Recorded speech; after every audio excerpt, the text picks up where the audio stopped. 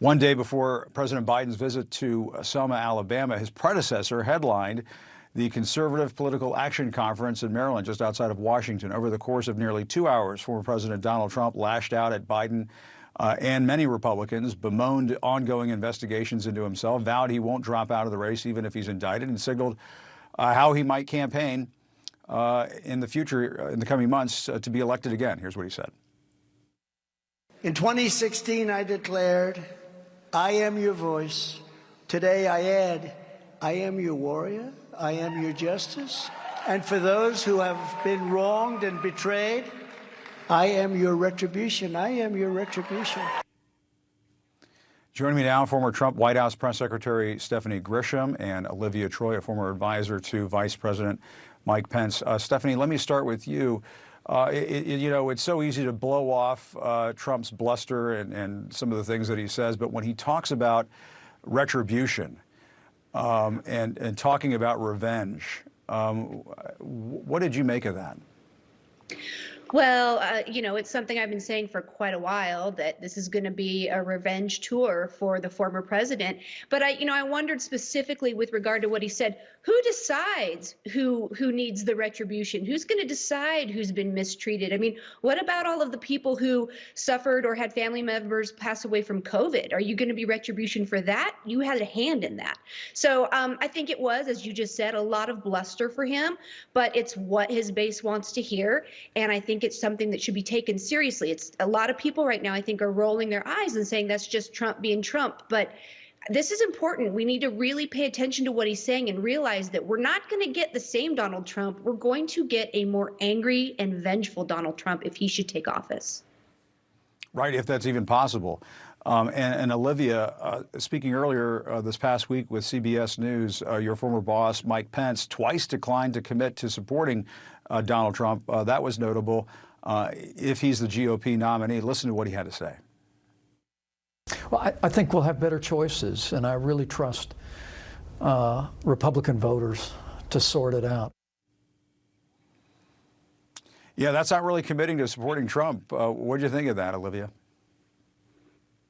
Well, I think, there are many of us who hope that there would be a better choice than Donald Trump, but the reality is that is where the Republican Party is. And like Stephanie said, I don't discount Trump. He is the front runner. I think Pence is hoping, hey, I'm a better choice. The choice is me. And I strongly believe that he will run. But I think the reality is that the path to victory there in the Republican lane is very narrow for any of these other candidates outside of Trump. And I think the Republican Party needs to decide whether they're willing to support someone else and really back that candidate. And I guess I want to ask you both, just as a follow-up to that, I mean, can you believe where we are right now coming out of CPAC, where Donald Trump, obviously he won the unscientific straw poll over at CPAC, but he's leading in all of the polls. Stephanie, as his former White House press secretary, and I know you don't want to see him back in the Oval Office ever again, are you at all surprised that Trump is in this position where Larry Hogan decided today he's not going to run? There aren't a lot of takers in terms of wanting to take on Donald Trump. He may get this nomination again. What do you think about that?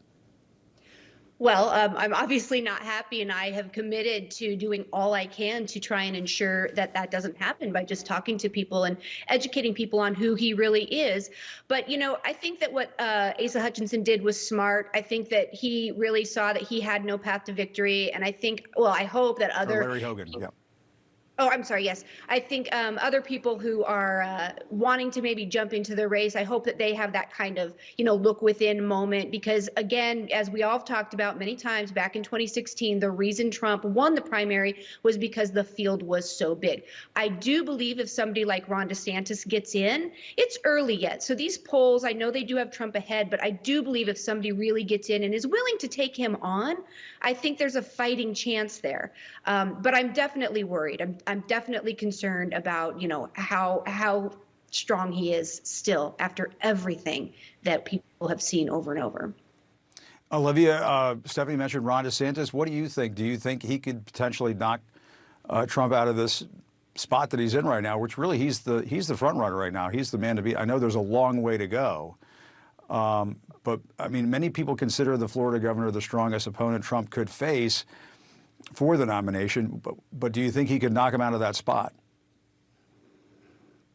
I think it'll be very hard. I think once DeSantis gets going, I don't think he's as appealing. He doesn't have the charisma, so to speak, in quotes, that Trump has, that kind of draw, that fiery brand, I would say. Look, I don't see the two of them as being different people. I know that many of my Republican colleagues will say, "Oh, DeSantis is so much better."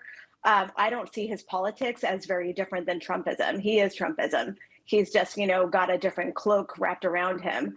But I think it's a possibility. Do I see it? Not right now. And Stephanie, Trump said yesterday to reporters that he's going to run again no matter what, even if he's indicted.